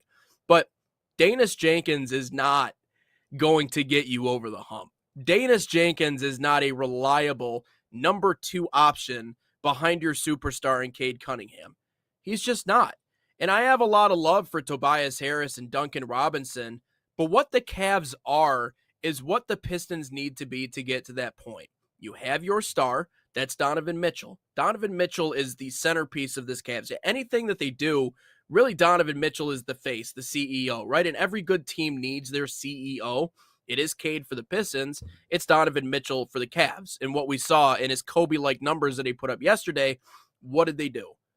They went out and they got James Harden. Okay? As much as I hate the beard, and there is so much about his game that I don't like, it is hard for me not to at least respect what he's done, especially against the Pistons. If there's one player in the league that is an absolute Piston killer, a nightmare, it is James Harden. And so the Cavs did what the Pistons need to prioritize and do in the offseason. They absolutely need to get a second, better option, someone who can create their own shot outside of Cade. Because even, let's no one, in my opinion, outside of Danis Jenkins, and maybe Tobias Harris from time to time, he's good at creating his own shots. Duncan Robinson needs to come off screens to get open. Ron Holland is raw and can't really shoot all that much.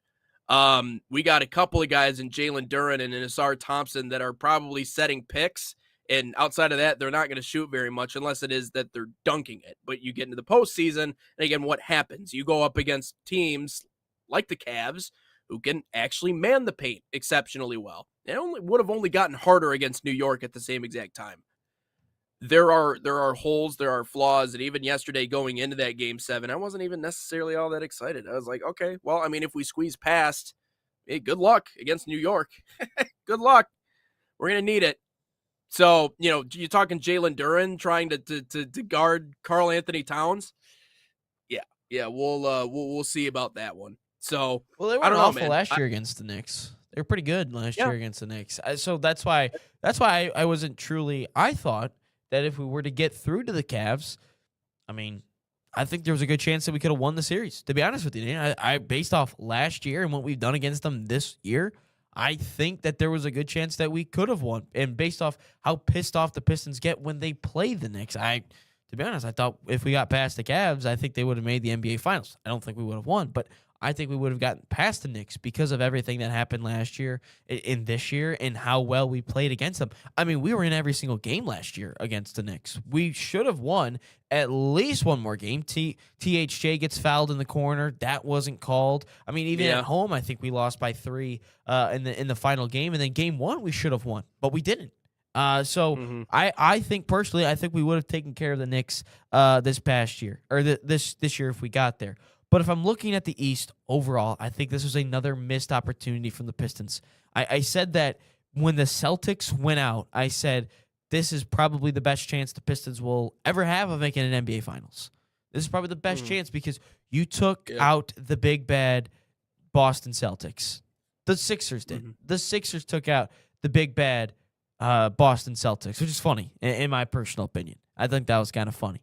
And then the Knicks, you may not even have to see them. Maybe the Knicks would take care of them. But the Knicks would have been in a battle to get rid of the Celtics. You just knew it. Mm-hmm. And in a watered-down Eastern Conference this year, I mean, let's just be real for a second. The East sucked. It was probably the worst I've ever seen the Eastern Conference. It was horrible. It was horrendous.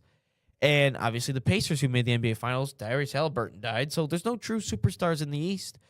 And I think that this is just a missed opportunity for the Detroit Pistons because if you were to go into next year, let's just say, hypothetically speaking, they go in with the same roster, maybe they add in the same level player. Like if it's the same identical roster with everyone healthy, you're probably looking at, I would say, a 3 or a 4 seed, to be honest with you. Maybe the whole trying hard thing would get you a step higher in terms of the seeding. Maybe it does.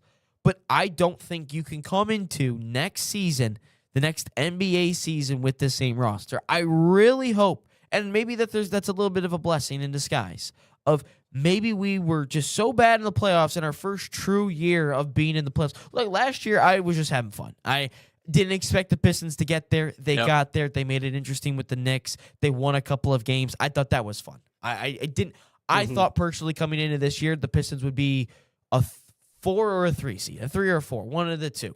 They happen to be a 1 seed. Okay, expectations change a little bit. They change a little bit. But maybe this is lucky that we get the bad series, the bad year of playoff run out of the way early. Maybe because ideally we just don't want to waste Cade's prime. We don't want to waste Cade's prime. And maybe that's a good thing. Maybe that's a good thing that Cade, we find out early that this is a good thing for Cade. And maybe Trajan and JB are like, all right, we need to get Cade a Robin. We need to get rid of Jalen Dern. Maybe we have to get rid of a Ron Holland. Maybe we got to pay someone else. So I think it's good that we got this one out of the way early, as long as things change. If we didn't learn anything from it, then we might as well just put the fries in the bag. That's really about it. But I would say if we learn from it, this could be a very good blessing for us.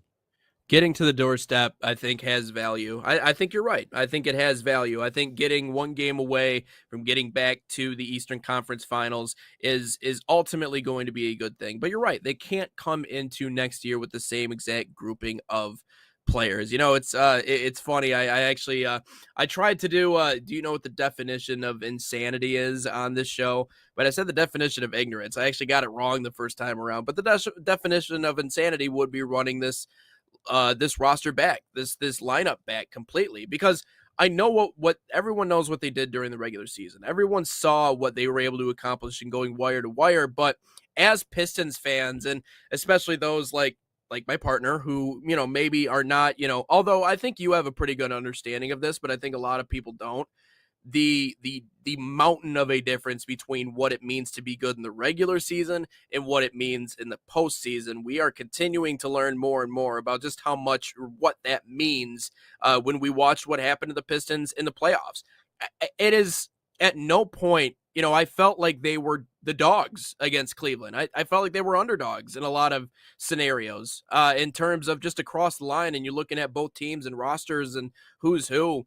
It's almost weird to look at us and go, oh, we're the one seed in this situation, but that's the reality. Despite what they did during the regular season, you were not equipped for postseason play, for postseason, at least not the postseason success you wanted. But it should be reassuring. You're right. I mean, it's not all negative. It should be reassuring, if anything, to this organization that, listen, you are that one addition. Freeing up just enough salary cap space to be able to go out and invest in someone who could be a Robin to Cade's Batman is it. And if you get that, that's probably, I wouldn't say the final step, but your fortunes next year are going to be a lot better than what we saw at the end of this year. But you got anything else to add on to the Pistons at all? That wasn't necessarily a rant per se. That was more of a conversation. I got it all out yesterday. Yeah, you did. I just thought, though, at home, it should not have looked that way. I think that if they were to lose, lose close, if they were lost by a possession or two, you don't want to lose, but that shows something. But the fact that they looked like that yesterday was unacceptable in my opinion. I think that was purely unacceptable yesterday, because you can't have an amped up, a juiced up Little Caesars Arena Game 7 once again against I think technically they're in the division, right? The Pistons or the Cavs are in the division, right? Yeah. I forget divisions exist in the NBA. I totally forget about that. And a divisional rival, a state rival, whatever you want to call it. You've been getting the short end of the stick in terms of whistles and fouls the whole time, but you're here. You just won at Quicken. They played really well at Quicken Loans Arena. Yeah. But that was unacceptable yesterday. That can never happen again. And I didn't watch the biggest game. In the playoffs. I'm just hoping they got booed at some point, because that was horrible. I'm for what they've done this year, to go out that way just doesn't give this team any, I don't know, man. I didn't like the way it looked. That's all. Let's get the question of the day. Question of the day brought to you by Salt Athletic, an official sponsor of us here at the National Soccer Network. Use promo code NSN15 to save 15% off that #1 smell-proof cleat bag. That 100% works. Or scan that QR code on your screen, or visit saltathletic.com today. But question of the day: how many NBA players have won back-to-back MVPs in the history?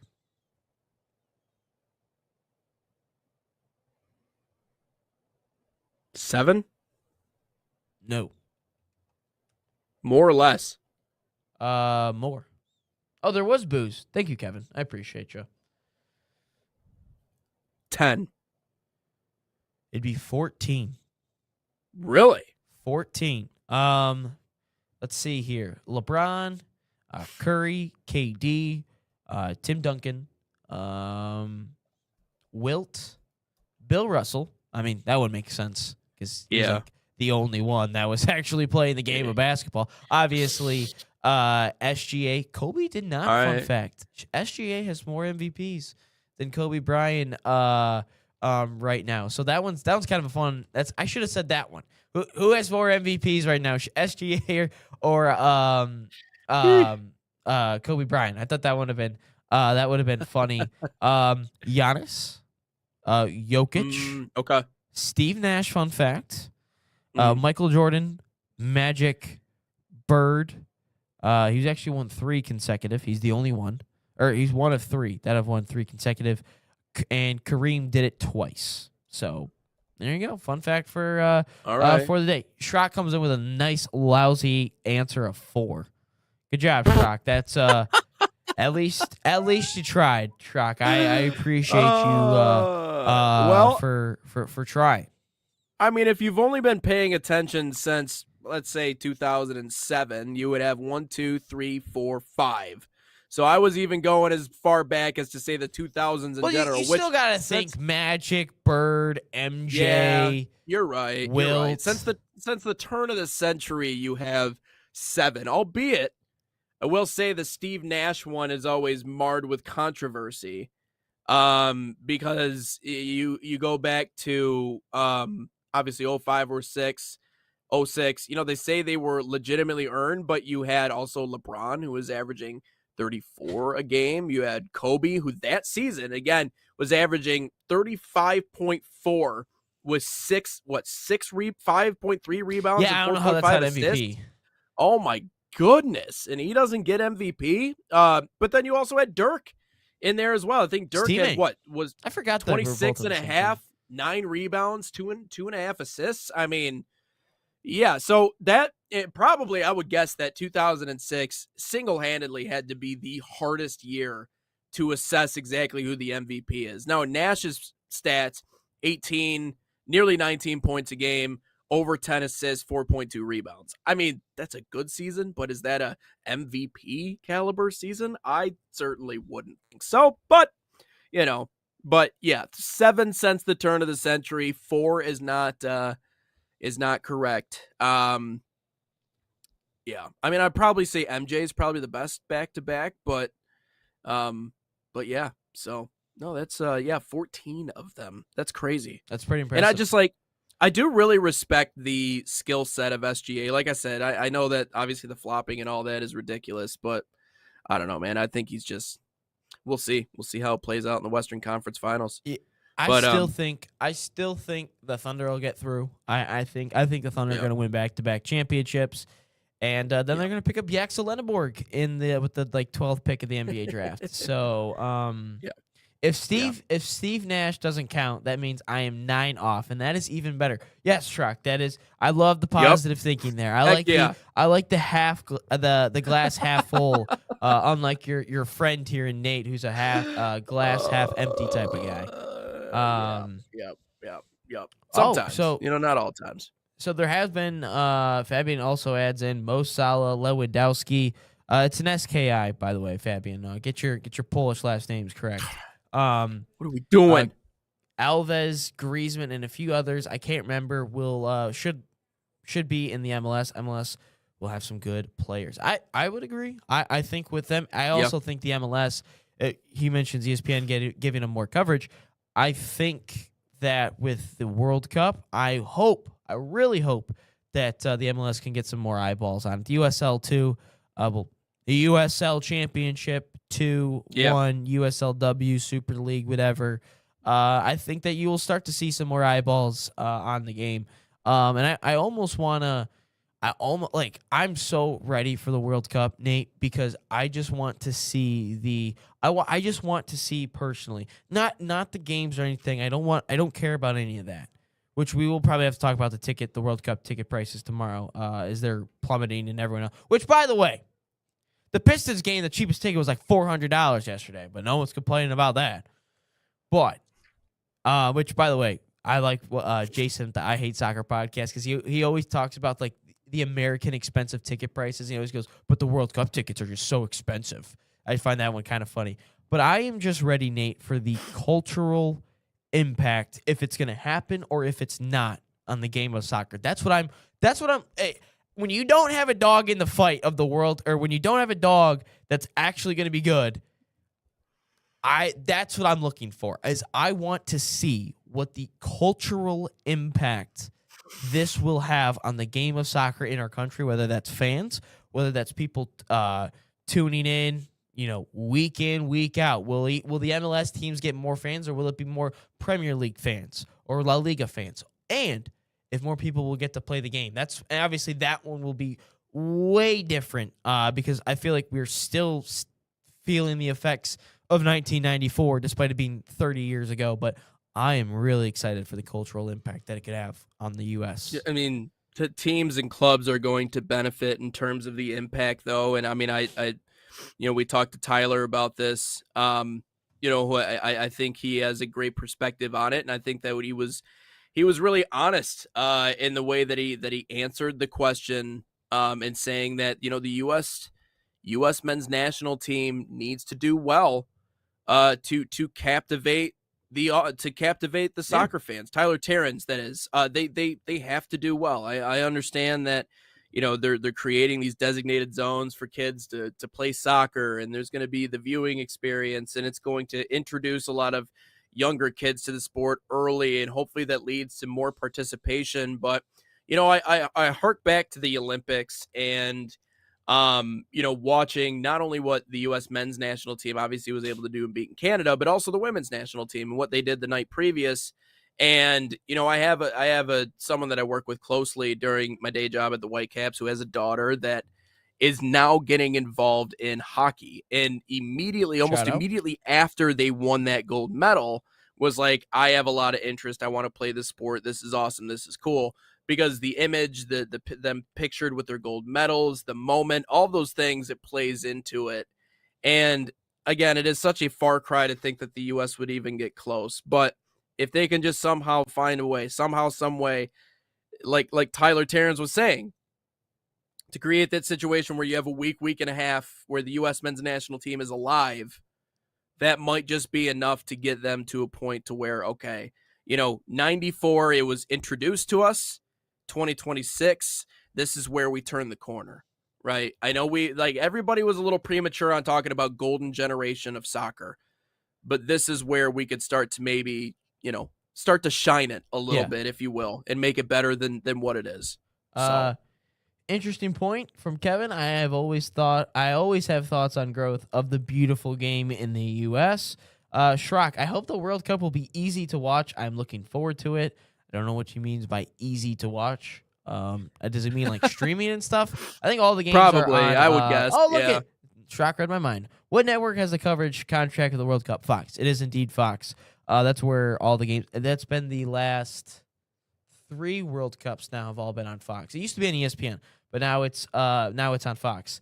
I don't know when that contract ends, but yes, 2026 will be on Fox. That's where you can find our good friend Tyler Terrence, JP Del Camera, and Alexi Lawless this entire summer. I even asked Kevin, I was like, you have that on the top. You think about all that with all that baseball that you watch. He says, I'm well-rounded, but soccer's always and forever top of mind. Shout out Kevin Arnold, by the way. Hopefully you guys are having a good Cleveland show today, despite what happened at LCA last night. But that will wrap up episode 290 here on Inside the Game. We'll put together our wish list for 291 there for the Pistons. And again, that will be our last show of the week. So we'll not have one Wednesday through Friday. We will be back on Friday. Well, correction. We have to talk about Monday, the following Monday. You're right. Right. The following Monday, we will not have a show. So yes. that is how that will break down. But until we talk to you guys for 291 tomorrow, so long, everybody.